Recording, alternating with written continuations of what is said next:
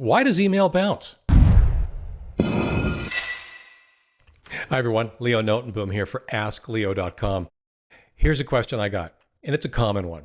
Sometimes my email bounces. Every so often I'll send a message and a short time later I'll receive a reply saying that the email failed to go through. Why does this happen and how do I fix it? There are so many reasons email can bounce. I can't give you an answer, but we can certainly go over most of the more common reasons that you might get a bounce message back. So first of all, what is an email bounce? And now an email bounce is exactly as described in the question. You send a message to someone and instead of getting a reply from them or not hearing anything because they received it, you get a message back from an email server that says your message didn't make it through. Now, most of those messages actually include information about why. It's not standard, the words they use. It's also not very friendly. It's often very difficult to understand exactly what the message is trying to tell you other than it didn't work. Usually there's good information in the headers or in the response, and I would strongly suggest that you just take a few minutes, take a second, and browse through exactly what those messages are trying to tell you, because more often than not, they're trying to tell you what went wrong. Here's one example. So this is an example I've constructed, but the bottom line is that it says a couple of different things. Relaying denied from your location. Somewhere at example.com, user unknown. Well, the user is unknown. That email address, whatever it might be, in this case, somewhere at example.com, it doesn't exist. It's wrong. Here's another example that tries to be a little bit more friendly. Does not like recipient. Mailbox not found. Mailbox not found once again means that there's something wrong about that email address. That email address does not have a place for email to go. It doesn't exist. Those are probably the most common messages or class of messages that you're likely to get. The very first thing, absolutely the number one thing you need to check whenever you get an email bounce, is the email address correct? The email address in that error message, because if you send to multiple people at once, it may go through to some of them, but if even just one of them fails, you'll get a bounce back. You'll need to look at that error message, that bounce, to see which email address this applies to. Make sure that email address is correct. Make sure you didn't typo it. Make sure that there wasn't a typo automatically filled for you, which happens a lot as it turns out. If you happen to typo it once, then your browser or your web program or your email program may try to help you by remembering for you and trying to fill it in for you, even though it was a mistake. I've got articles on how to remove that from the remembered list of things that it tries to help you with. But the very first thing, the number one most common reason for an email bounce, is an email address that is simply incorrect.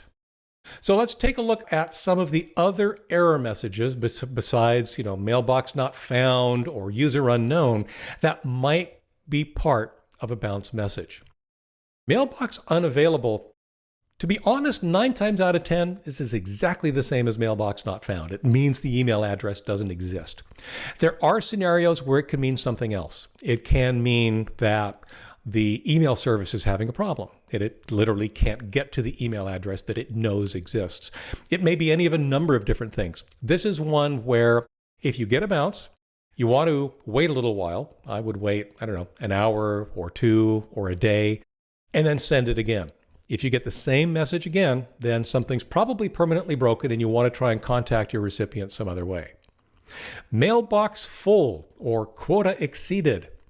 This means that the email address is probably right, but the recipient has received so much email that they've exceeded the amount their email service allows them to hold. They need to begin deleting or rearranging or moving email to make room for more messages to be able to arrive. Until they do so, you and everybody else trying to send them email will get this bounce message that says, nope, they don't have enough room for email. You need to contact them some other way. Host unknown, domain lookup failed. In the example that I used above, somewhere at example.com, this is telling you that specifically the example.com part of it, the part after the @ sign, has a problem. It's got a typo. It's a domain that doesn't exist. Obviously, example.com exists, but if you typoed it, or if it's an old email address for a domain that's no longer in use, or any number of other things, it's telling you that the domain part is wrong. It can't even check the email part, the part before the @ sign. The part after the @ sign, we don't even know how to reach their service. Unable to relay, this is a very obscure message that usually means there's a configuration error in the email server or an email server along the path from your email to that of your recipients. Relaying is simply the act of a mail server receiving email and then passing it on to the next email server in the chain. Unfortunately, because that was so heavily abused by spammers, it's typically not allowed. It's typically denied.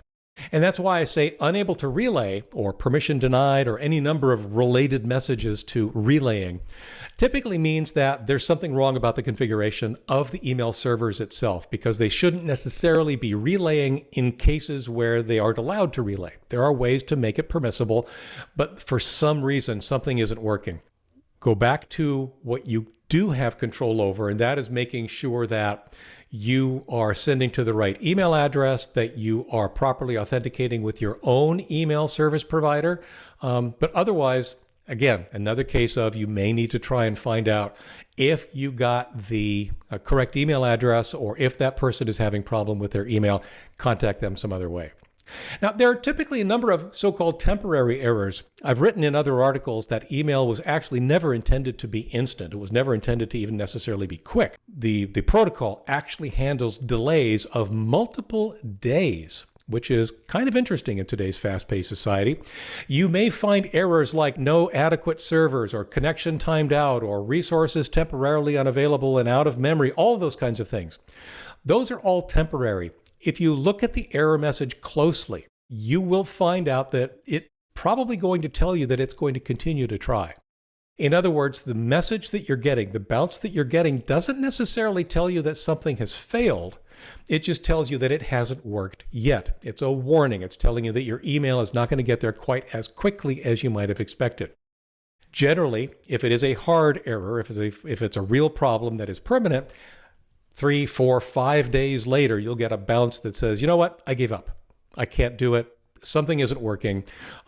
We're just unable to get this message through. That's the hard bounce that tells you your message failed.